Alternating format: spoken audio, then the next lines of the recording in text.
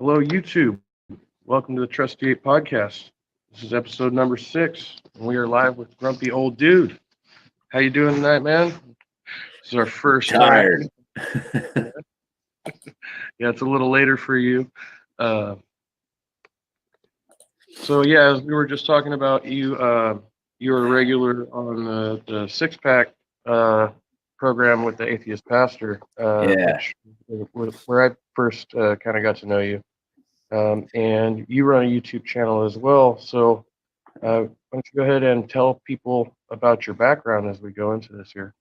How did you do this? The first thing we got to talk about, I already looked in the description of your podcast here.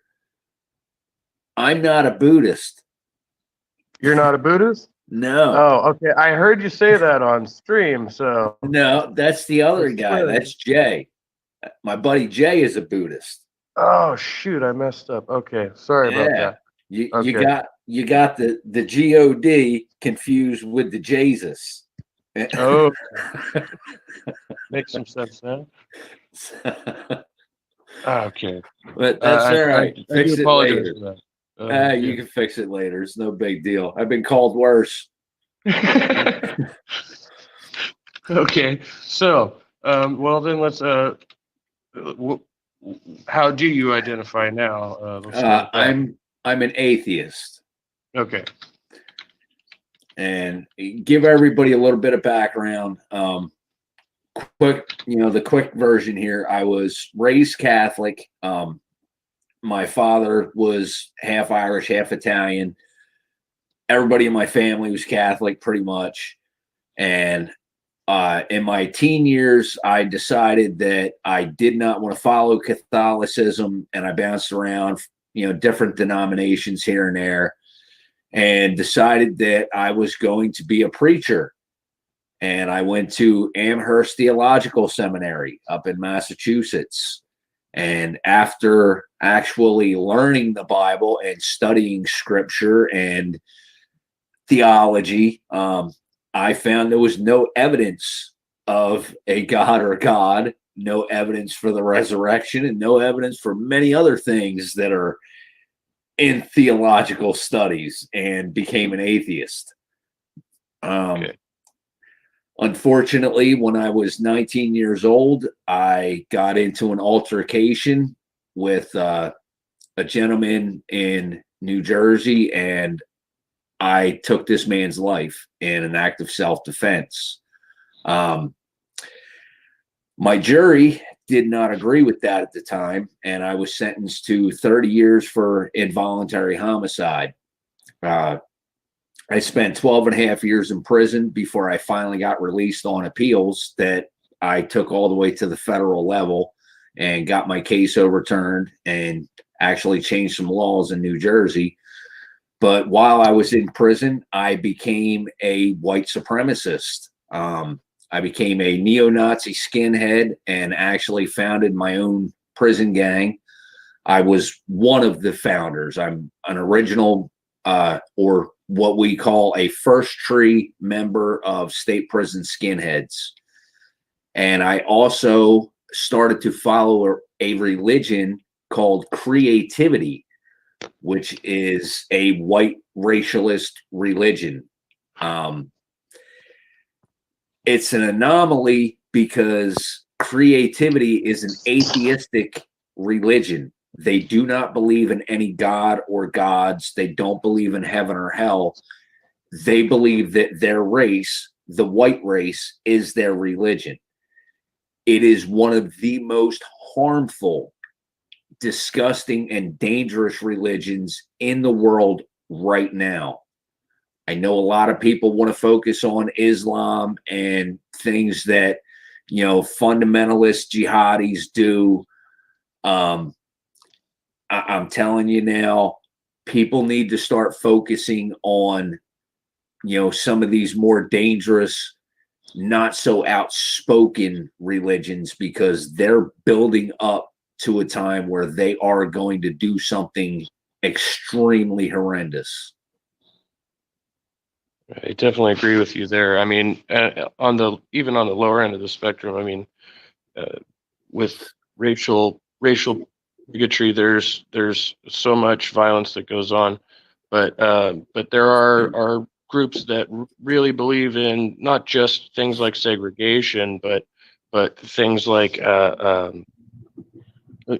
basically like another Holocaust, Oh genocide. yeah, Is that? yeah. They definitely believe in racial cleansing. Yeah, that's what they call it. Yeah. So wow, okay, we packed a lot in there. So, damn. All right. So what you did 12 years in prison, and that Yeah. did that change change other things about, so like you said, this is kind of a religion that's based on race. Was there some form of like when they say you have to have God when you're in a foxhole? Is it something like that when you're in prison? For some people it is, not necessarily all the time though. um I didn't have to group up with anybody. um I have 3 different black belts. I was, at the time that I went to prison, I was a semi-pro fighter, and I had just won a fight in Atlantic City that was about to get me a contract to turn pro. um, which is one of the reasons why they charged me with the homicide, because of my martial arts background and the training I had. Their thought process was I should have been able to disarm this man without harming him. Um, Sorry, but if you pull a knife on me, I'm going to do whatever it takes to make sure you don't stick that knife in me. And it happened. Could I have disarmed him without actually hurting him? Probably, yeah. But spur of the moment thing, I did what I thought I needed to do, and unfortunately I took this man's life. And a lot of people view me as this pretty tough guy because they've either seen me fight, they've heard about my reputation and everything, but that is something that haunts me to this day. Taking a life it's no small thing. I'm 48 years old. This is 30 years ago that this happened, and it still gets to me sometimes. So I don't tell that story to brag about it. That's just part of my story to where I got to now. But being in prison, I didn't have to join up with any groups. Forming state prison skinheads with a couple of friends of mine and some others, I think was more out of, I know these guys are tougher than most. We're all going to get together and we're going to run shit because I don't care anymore. You're going to send me to prison for defending myself. I'm going to do what I want, and I dare you to try and stop me. And it just went down this dark, lonely rabbit hole for a long time. So, and you were an atheist before you went to prison, right? You said Yeah. you'd already converted. Yeah. Okay, and so what was what made you buy into the ideology behind white supremacy? What convinced you of that? A lot of it was I had seen, people being racist and stuff growing up, but it was your typical good old boy, backwoods redneck racism type stuff. But where I grew up was like a very mixed neighborhood. And a lot of times when I'd hear somebody say the N-word, or derogatory Spanish words or anything like that, it was just like, yeah, whatever, get out of here. I don't want to be around them, but I'll tolerate them for certain things, whatever. When I got to prison, I seen a whole new side of racism. I met people who were in the Nation of Islam and Black Hebrew Israelites. And that was the first time anybody had ever called me a white devil or a blue-eyed devil and told me that I was spawn of Satan because I'm white. And I'm like, what the hell is this?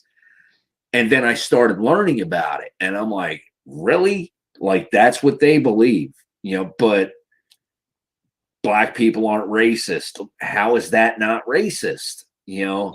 And people started telling me about, skinhead, neo-Nazi skinheads and everything. And a couple of my friends had already gotten into the skinhead movement. And, I just kind of fell in with it. I knew some older gentlemen out your way in California who were part of Aryan Brotherhood. And I got in touch with them and told them, hey, I want to start my own thing out here on the East Coast.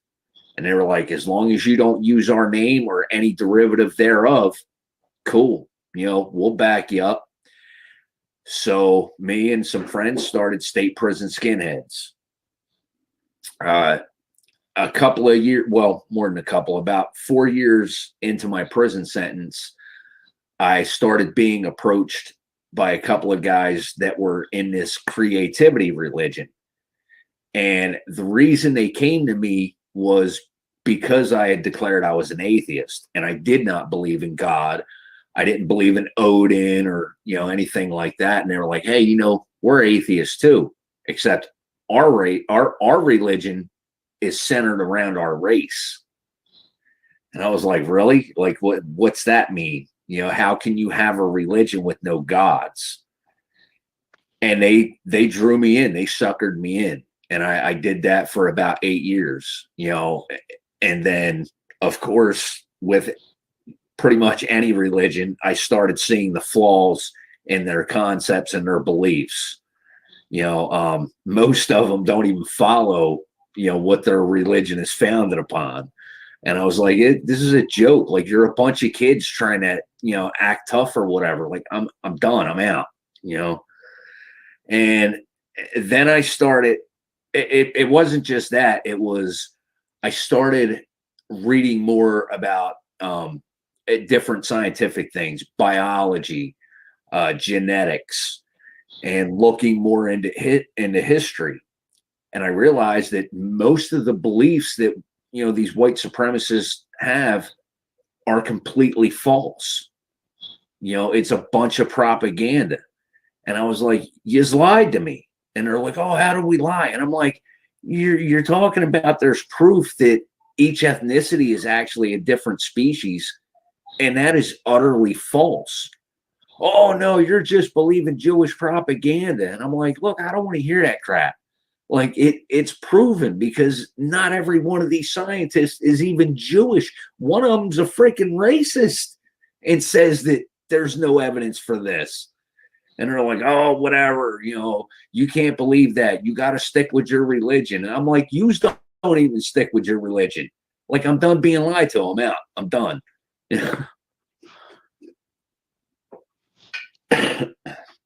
So you you helped found the gang, and then you had to leave it behind. That's got to be pretty tough there. The whole gang thing. I didn't actually leave that until after I left creativity. Right. I still had, I don't know, just a lot of hatred and anger, and I don't know, did just a bunch of different things going on. And it took me a while to give up that mentality completely. 2012 is when I completely gave up any kind of affiliations with white supremacy or anything like that. So from 1992 until 2012, I consider myself a white supremacist. And when I walked away from the gang, I even told them, like, look, I'm retiring my patch. You guys can do what you want, but a lot of the things that we founded this on are utterly untrue. And anybody that wants to come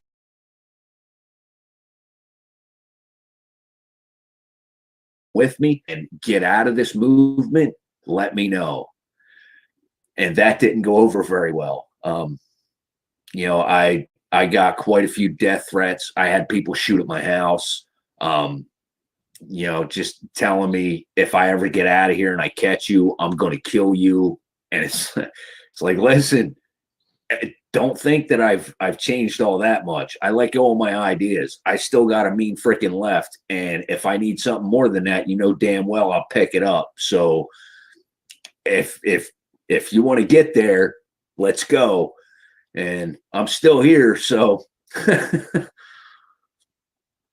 Yeah, that's what I consider myself non-violent, but if I feel threatened by you, I won't hesitate to go for the throat myself. You know, it's like my mentality. see that's the thing with me. I'm an atheist. I never claimed that I'm a humanist. Listen,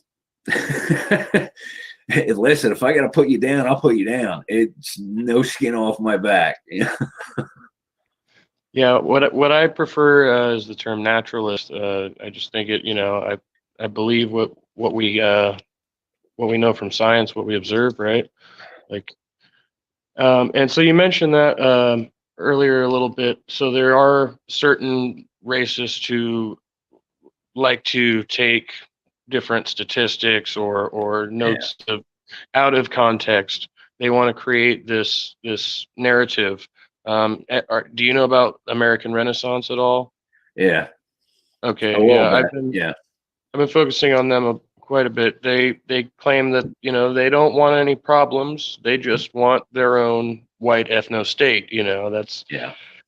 and it's all centered around this. And I think a lot of it is hijacked scientific research and stats about IQ and stuff like that, where they want to say, oh, well, we just think that, you know, we're too different and we can't possibly continue to integrate.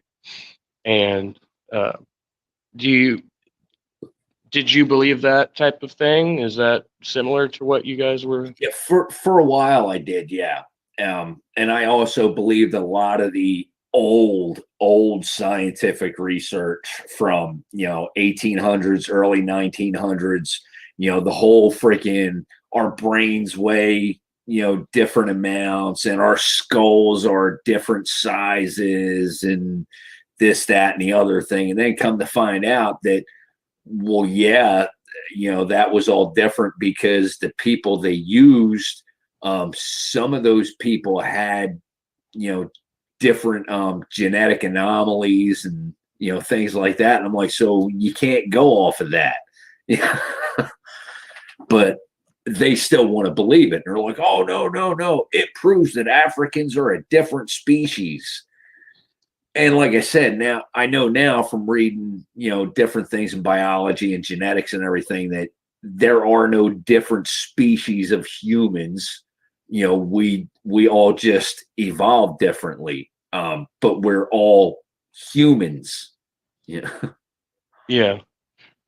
They talk about the genetic differences. Well, it's just a different variation on the same.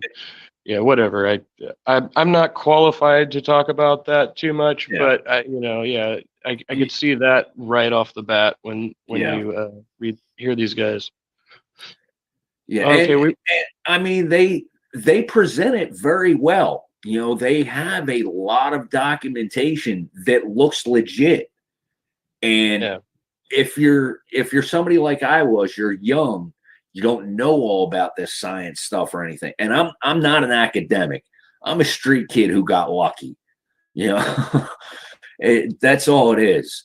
And these guys present you with this stuff, and they sound so freaking smart, and they hook you. You know, that's how they draw them in. You know, and they normally go after younger people who don't have, a good educational background, and they draw them in. Yeah, it's easy to intermingle the two. I mean, all right, we'll go back to this briefly because I don't know if we really got into this, but when you came out, I don't know, when you became an atheist, did you come out with your friends and family? Was that a difficult thing earlier on? A lot of my friends and family didn't know I was an atheist until after I went to prison. Okay. Once I was in prison, it was like, it doesn't matter now, screw it. It is what it is. And I started, because people would send me these letters and everything talking about, we're praying for you and blah, blah, blah. And I'd call them up and I'd be like, listen, I appreciate it. I really do. But praying's not going to help me at this point, and they're like, oh, don't say that, that's blasphemous. And I'm like, listen, I don't even want to hear it. I'm an atheist. I don't even believe in God anymore. What? How can you say that? And I'm like, hey, if God's real, God put me here. So figure it out. Yeah. And you knew all this was going to happen and you didn't warn me, right? Yeah. Yeah. Thanks. Yeah. So, I made a video on that a while ago, and just to elaborate, like, so even without the God belief, there are certain circumstances that can make you more open to believing the claims that people make. Like, I remember being younger after I knew I was an atheist. I wasn't vocal about it, but I knew I was. And then I started buying into more and more conspiracy theories. And at one point I thought like every conspiracy was true, right? Like, yeah, aliens and Jews have collaborated to take over the planet and all that good shit, But I never subscribed to the racism end of it. I couldn't get into that as much because of my background and my experience, and I have a mixed family, so um, yeah, I don't know, but there was something in my head that snapped a couple of years ago, or I haven't been a skeptic, I've been a cynic, and on the tail end of that, you can still come up with really terrible ideas, right? Yeah. Yeah, I think maybe that's where I was when I started getting into creativity.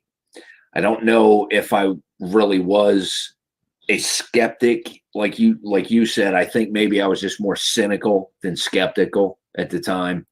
And although, like I said, these people don't believe in God or gods or heaven or hell or anything, it was still a religion.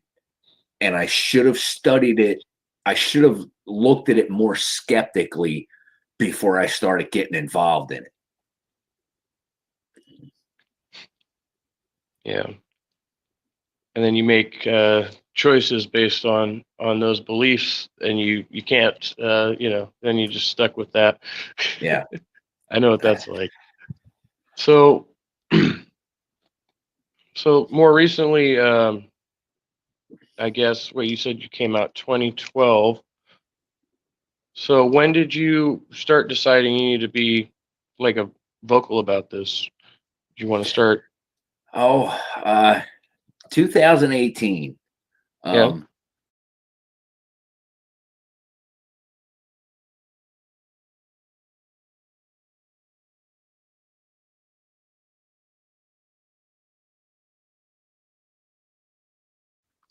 My wife and I were watching different stuff on YouTube, and just a bunch of different channels. Simon Dan, Conspiracy Cats, watching Aaron Ra, Matt Dillahunty over on ACA, and their call-in show and stuff. And no matter what we were watching, I was coming up with arguments before they would say them on the video. And my wife would just look at me like, how the hell did you know that? And I'm like, I'm a plethora of useless information. I don't know what to tell you. Yeah. And the one day, I I still think she was half joking. She says she wasn't, but she was like, "You need to start your own YouTube channel." And I was like, "Yeah, whatever." She's like, "No, I'm serious." She's like, "You should really start a channel." And I was like, "Yeah, all right, you know." So I started Grumpy Old Dude, and I I had it going for a few months. We had an issue because I don't know a whole lot about technology, and I left everything wide open. Somebody hacked into my account and was using my account for nefarious purposes, and we Wow. had to shut everything down and start it all over again.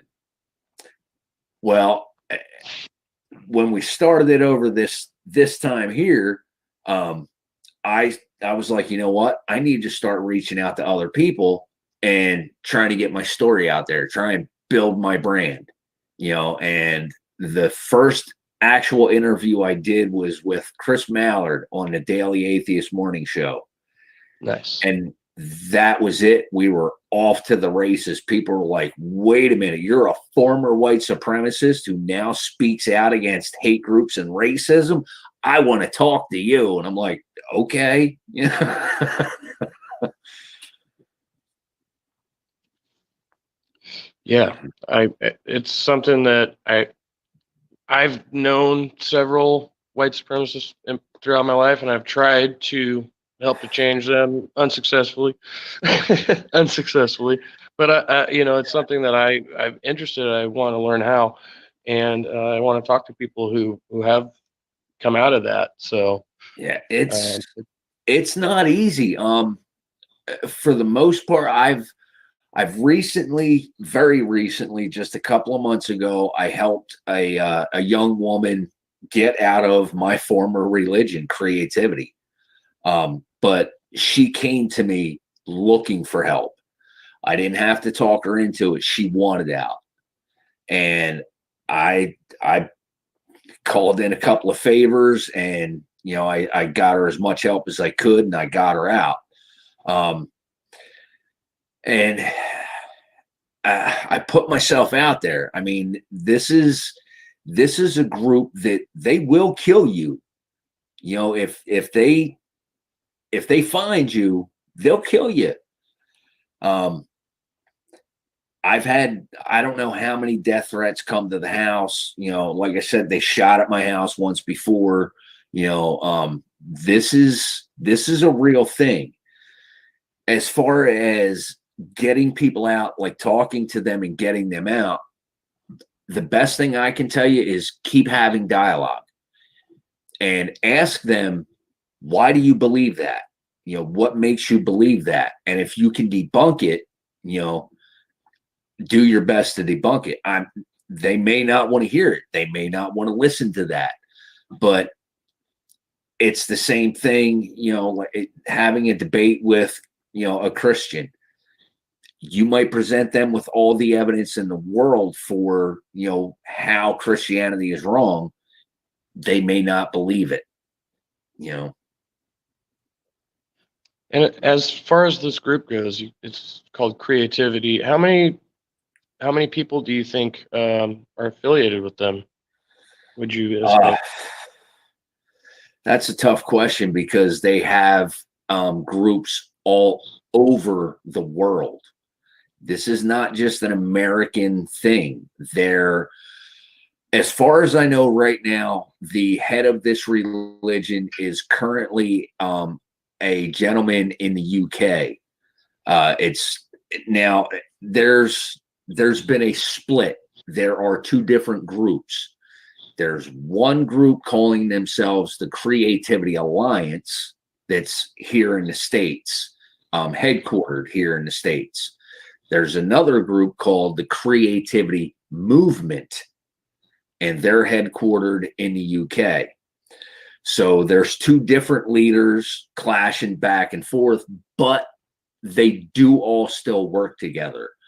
They all still have their own little different groups all over the place. The United Kingdom, France, Germany, Russia, Australia, you know, they're all over the world, literally.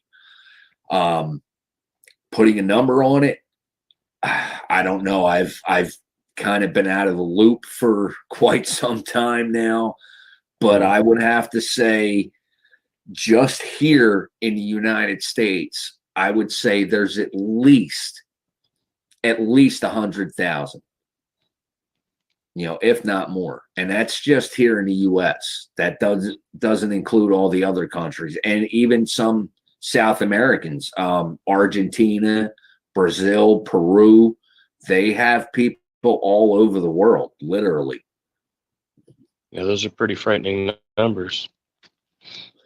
Yeah, this is not, and I've argued with people about this before. They try and tell me, oh, whatever, bunch of little fringe groups. And I'm like, no, you don't understand. These people have a lot of numbers. This is not some little fringe group, and the thing with creativity, I think, and one other thing that makes them so dangerous is they're very good at disavowing people and distancing themselves when someone gets caught.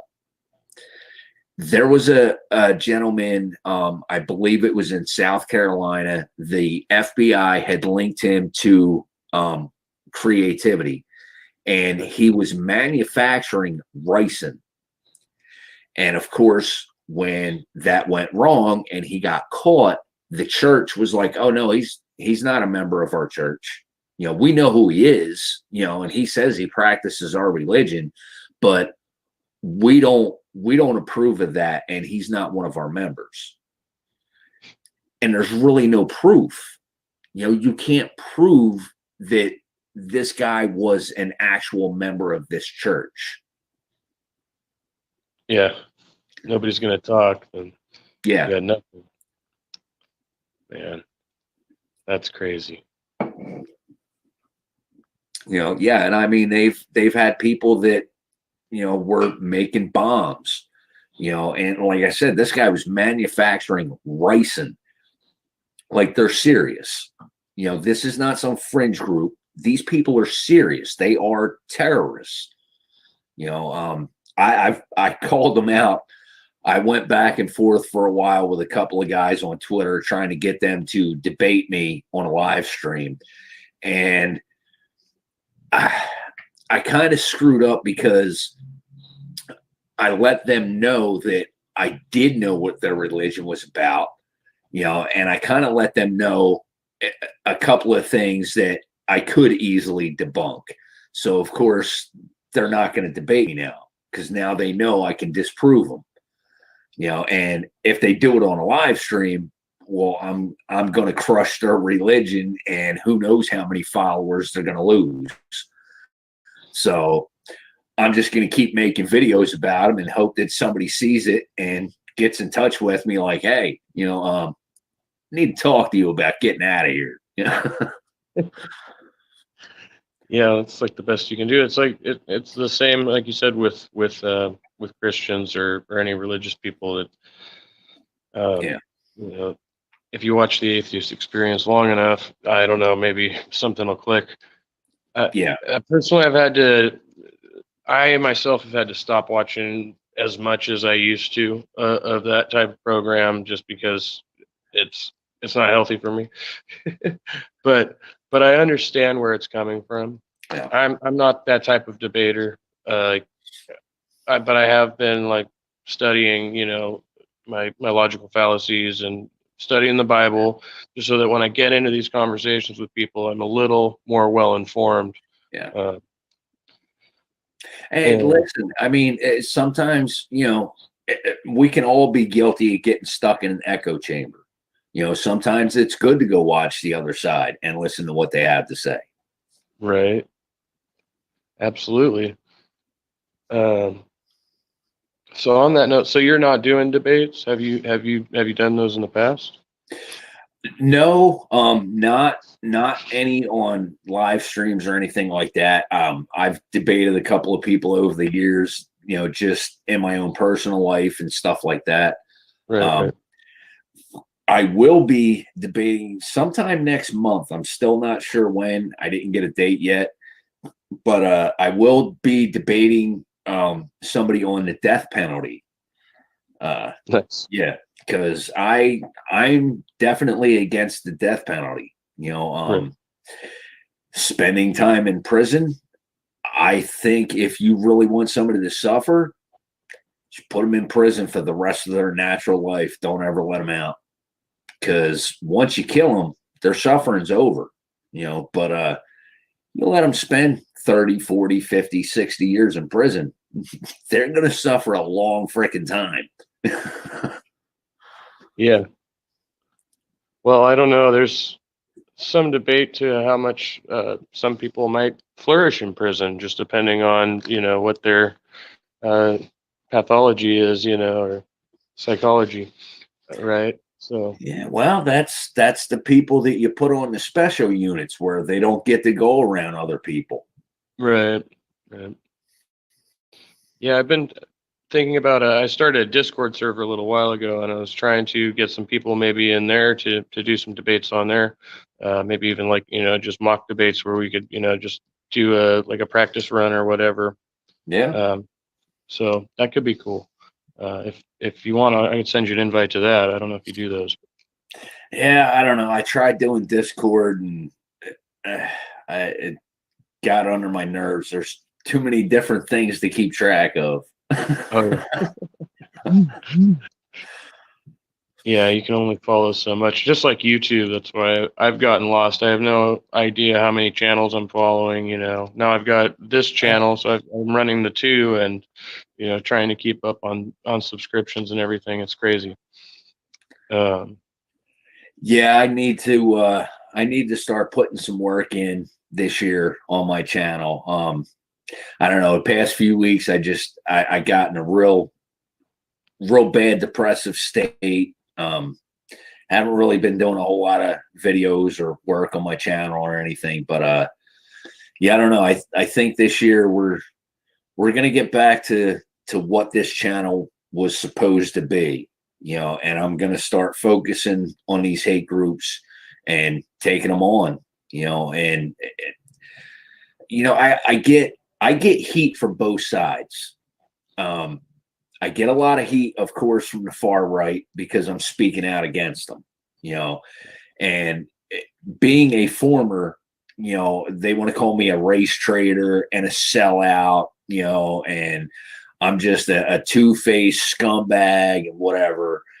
And it's like, yeah, I kind of expected that. But it's the kickbacks that I get from people who claim to be liberals or be on the left.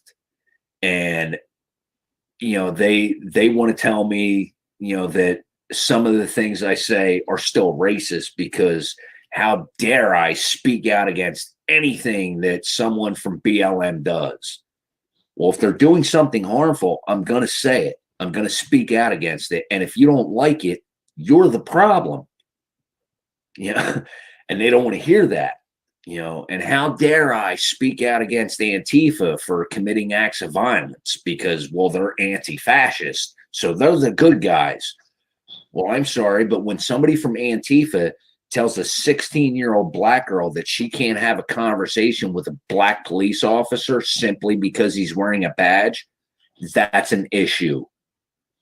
Your white ass ain't got shit to say about a black girl having a conversation with an older black man about her race. Shut up. I don't care if you're Antifa. I don't care who you are.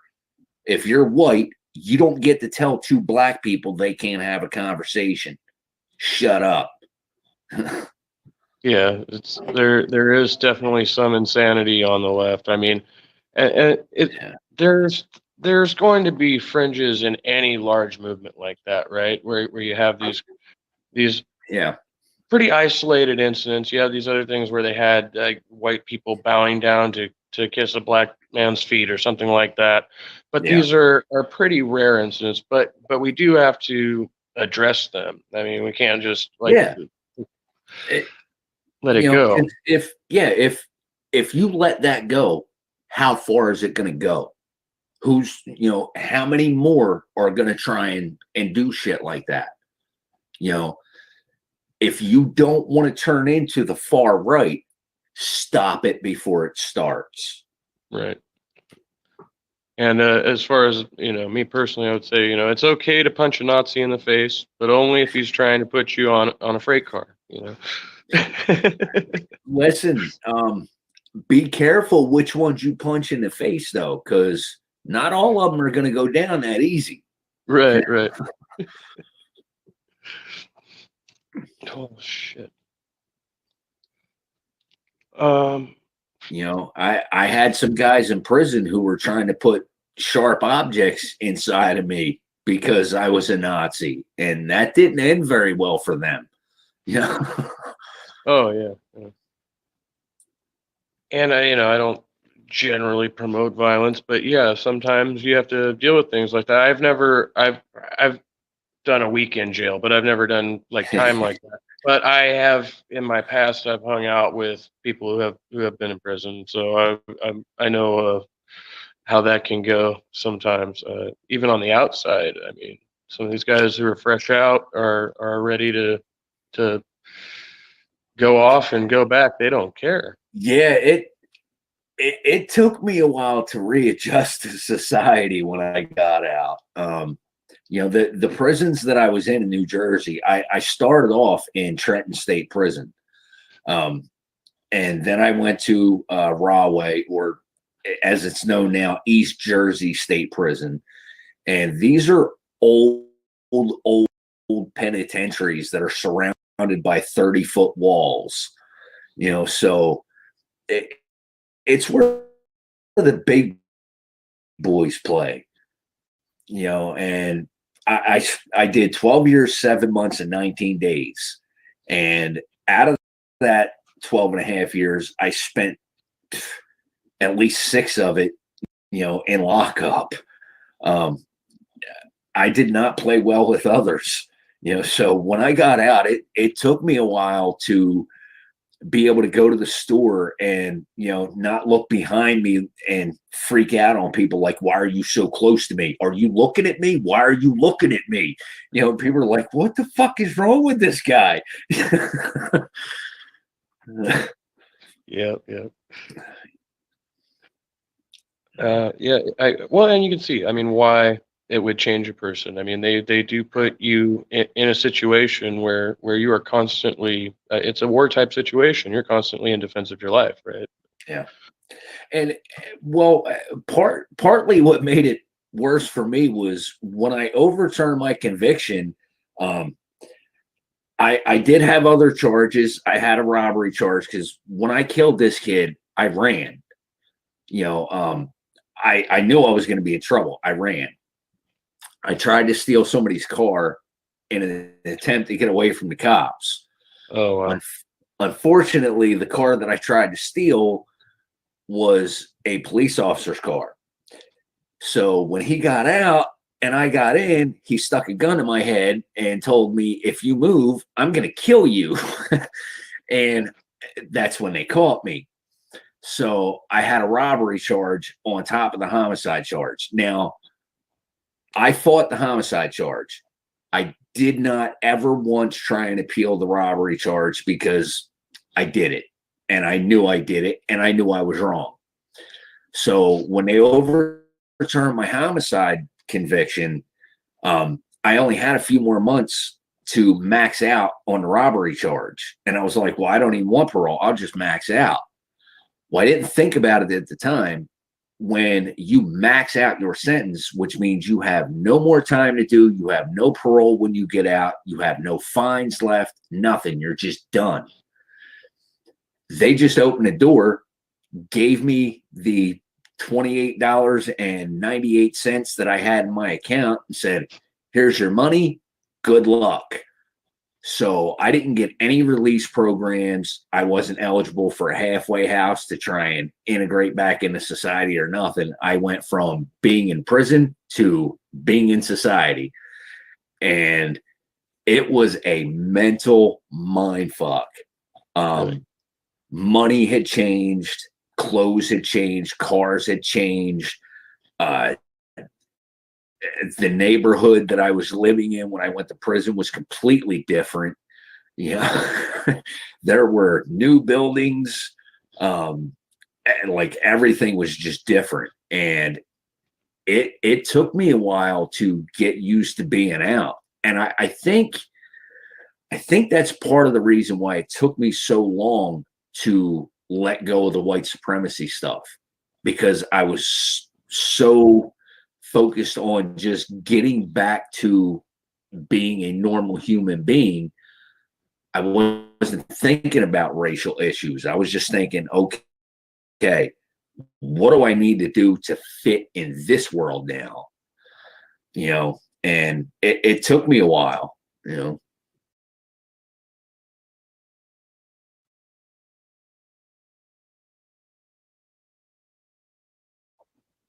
In society, the change, that we've seen happen, that they're trying to push back against so much, is normalizing that, right? Like, we want to normalize that we're all just trying to get by day to Yeah. day, right? Whether you're white, black, brown, what have you.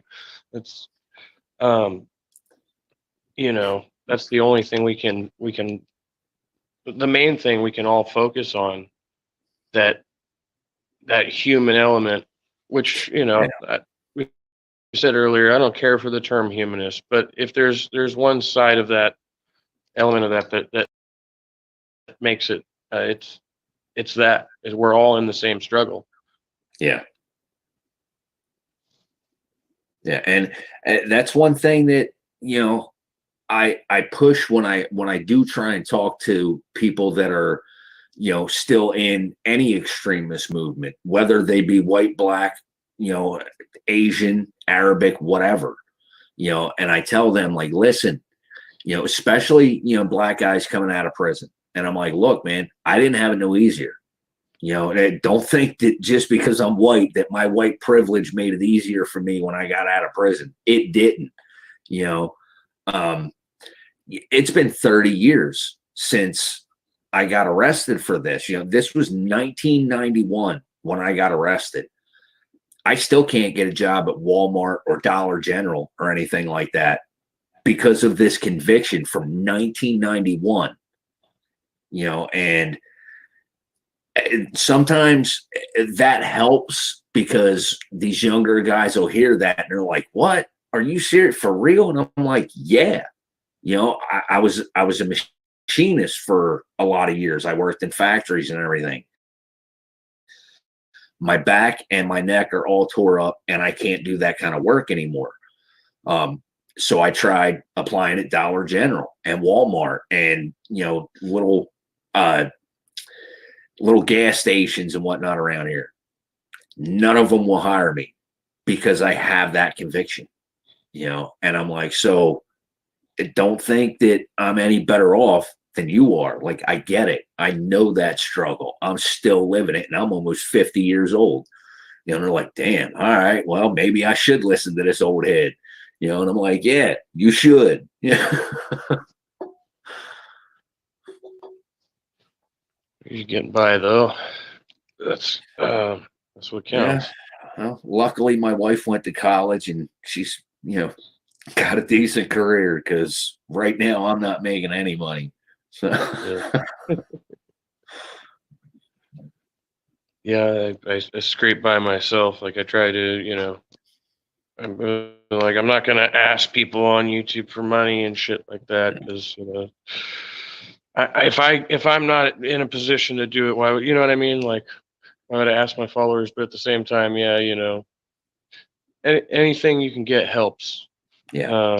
So I don't know. And a closed mouth won't get fed, as they say. Yeah, well, like I said, I'm gonna reach out to some people. We're gonna see if we can't set up a GoFundMe to get you at least a laptop, if not a computer. That's awesome. Yeah, I definitely appreciate it. I won't say no. I will graciously bow to the gods of atheism. No. uh, well, we're running on, what, 50 minutes almost. Uh, you ran me through my questions here, most of them. Do you have anything you want to say as far as closings for? uh, I guess my biggest thing is I think a lot of people on the left, people that consider themselves liberals, think about what that word means. I did not vote for Trump. I voted for Biden against my better judgment. I think the man's a scumbag personally, but whatever. I get the whole thing with this cultish mindset that we see come from Trump followers. And I understand how, people get so bent out of shape with them and say they're just disgusting and this, that, and the other thing. Try and take into account that these people are scared. They've been fed a line of propaganda that they fell for. It's not necessarily their fault that they fell for it. It's not necessarily their fault that they believed it. Instead of getting on them and using ad hominems and telling them they're stupid, they're, idiotic, they're just another freaking white racist scumbag or whatever, try and tell them, hey, that's not true, right? And when things change over and Joe Biden becomes president, nobody's going to come kicking down your door and take all your personal belongings. The left isn't going to rise up and slaughter all the white people. That's not going to happen. So you need to calm down and stop believing the bullshit. Have some dialogue and have some empathy. That's the hardest thing. Have empathy for these people because they got suckered in. And it's our job now to try and show them and make them believe that the left isn't as bad as they think. But if you keep calling every white person a racist, you're going to start making more racists. It's not going to end well. And I know a lot of people don't want to hear that, oh, not all white people are racist. Well, guess what? I'm considered white. I'm not racist. Not anymore. I actually speak out against it. So not all white people are racist. I don't care if you want to hear it or not. It's the truth. We need to not only educate these Trump supporters, we need to start re-educating our own and let them know that the boogeyman's not around every corner. Not every Trump supporter is a white supremacist, and not every white supremacist is actually a Trump supporter. Most of them probably didn't even vote. So just have some empathy and have some dialogue. Try and take care of one another. It's beautifully said. Well, I want to thank everybody who is viewing this and views this in the future. Thank you, Grumpy Old Dude, for coming on the podcast. Thank you. I'm going to end it off now. I will see you backstage. All righty. Oh, one thing. Did you go off yet? Nope, you're still on. Okay. I have to show out my wife's little Saturday night get together on Nadine Callan's channel.